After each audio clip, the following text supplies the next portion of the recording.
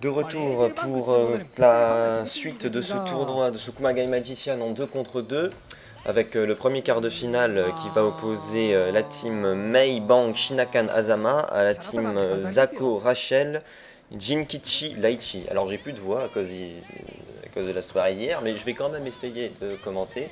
Et on commence donc avec le match qui oppose Zako à Mei.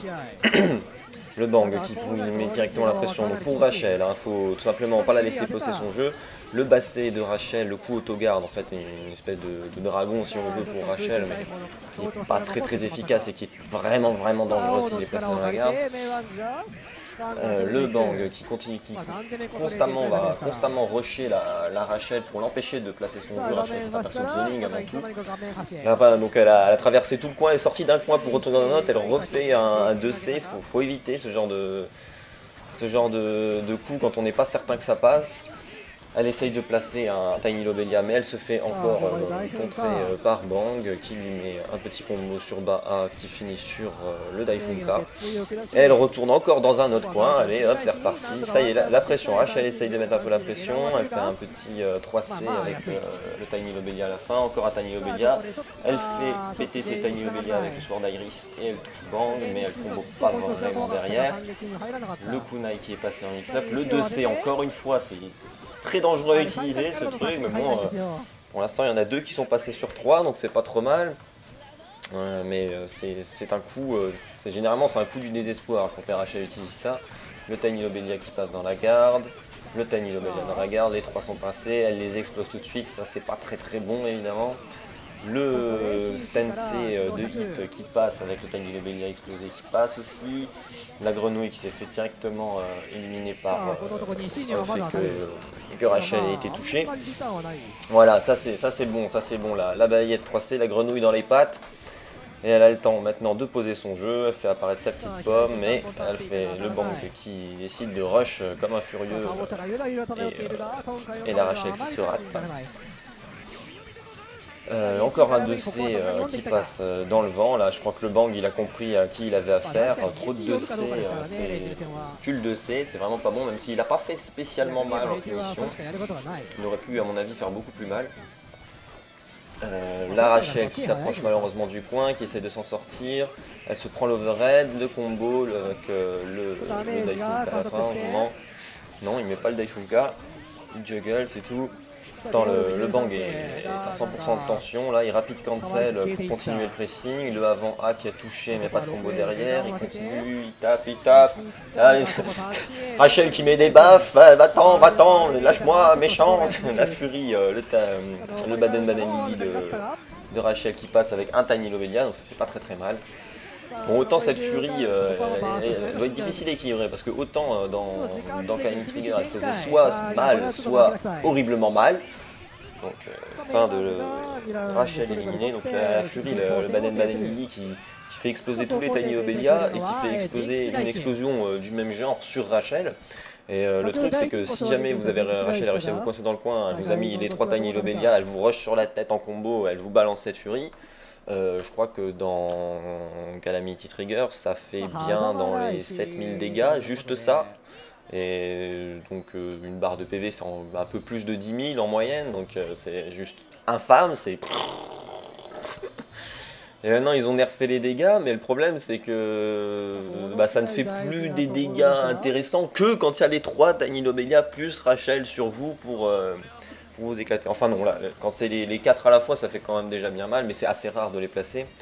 Mais bon, la plupart du temps, c'est un seul Tiny Lobelia qui touche, ou juste Rachel, et les dégâts sont ridicules. Enfin bref, les coéquipiers enchaînent avec Jinkichi, Laichi et Shinakan Azama.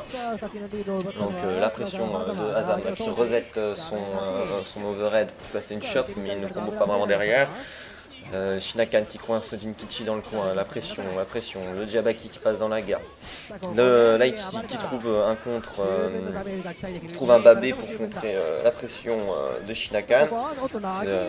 C'est Shinakan qui a tenté une chope à la relevée et Jinkichi qui déchoppe immédiatement. Le cross-up par le drive, la variation l'eau qui passe sur Jinkichi qui burst directement. qui place son combo. Alors elle a burst, pourquoi? Parce qu'elle s'est dit oh toi mon gars tu t'es mis tout seul dans le coin, je vais en profiter, mais malheureusement elle en profite pas tellement que ça. Il y a Shinakan qui résiste assez bien à la pression de Jinkichi, mais en même temps Jinkichi fait pas vraiment une pression phénoménale, ou en tout cas n'a pas vraiment le temps de construire son jeu. Shinakan qui trouve tout de suite une réponse pour s'en sortir. Le Jabaki qui passe dans le dragon, malheureusement il est trop loin pour vraiment en profiter. Jinkichi, quand elle fait un bon combo. Le pif de Jayaku Otenshi bien provoqué par la chope placée volontairement dans le vent de la part de Jinkichi. Malheureusement, c'est pas puni, étant donné que Azama a cramé toute sa tension plus rapide cancel. Il a eu chaud sur ce coup-là parce qu'il aurait pu prendre très cher. Hein. Le saut badé de SI qui passe dans le vent, elle tente de se battre un peu trop loin. Le drive de Shinakan qui passe dans le vent, il a tenté d'appâter Jinkichi qui l'a relevé avec sa posture, mais elle a fait une roulade. Et time up, premier round pour Shinakan. Je vois pas, j'ai du mal à regarder le chrono moi, quand je commente, il y a beaucoup trop de trucs à regarder. La balayette de Shinakan qui passe, l'overhead qui passe mais il confirme pas derrière. Encore une variation overhead après sa posture, encore un overhead, bah pourquoi pas, allons-y. Shinakan qui essaye de contrôler les airs avec son drive. Et sa zone à l'autre bout de l'écran, il essaye de pousser petit à petit Jinkichi dans le coin, il place un drive, malheureusement il n'arrive pas vraiment à combo derrière, il s'est un petit peu raté sur ses jump C. Et Chichi est dans le coin, voilà le coup dont j'ai encore oublié le nom de Azama qui met à terre. Le cross-up bassé qui passe pas, mais l'overhead derrière de Shinakan qui passe, Jinkichi qui burst, le Sobe qui passe avec la balayette et l'enchaînement. Voilà, enfin un vrai combo de la part d'Azama. Ah ben non, il se rate un petit peu sur CC, le trop la chope en reject miss, alors ça je vais en parler juste après. Le gros combo là de la part de Shinakan dans le coin, c'est toujours très violent avec Azama. Ah. C'est fini, donc ouais, donc le True Reject Miss en fait c'est un système qui est censé nous empêcher de spammer la déchoppe, etc. ou de déchoper en espérant d'appuyer sur déchoppe alors qu'on n'a pas été chopé. Si jamais vous appuyez sur le bouton de chope, vous pouvez plus déchoper pendant quelques frames. Et donc si vous avez appuyé à un moment où il fallait pas, et ben, vous l'avez dans l'os et vous prenez un True Reject Miss et vous pouvez pas déchoper. Et croyez-moi que vous allez voir que les chops dans BlazBlue ça fait très mal. Là on a déjà un bon 4800, je crois qu'il a mis Shinakan sur Jinkichi sur une chop avec de la tension mais quand même, et dans le coin. Mais de manière générale se prendre une chop dans BlazBlue c'est vraiment pas bon, et de ce fait il est assez facile de déchoper. On peut pas vraiment choper en counter comme on le pourrait dans des streets et dans des coffres, c'est-à-dire quand vous essayez de choper dans le recover des coups. Si c'est pas un counter, donc par exemple après un dragon, votre adversaire va pouvoir déchoper, et même parfois après des dragons il peut quand même déchoper.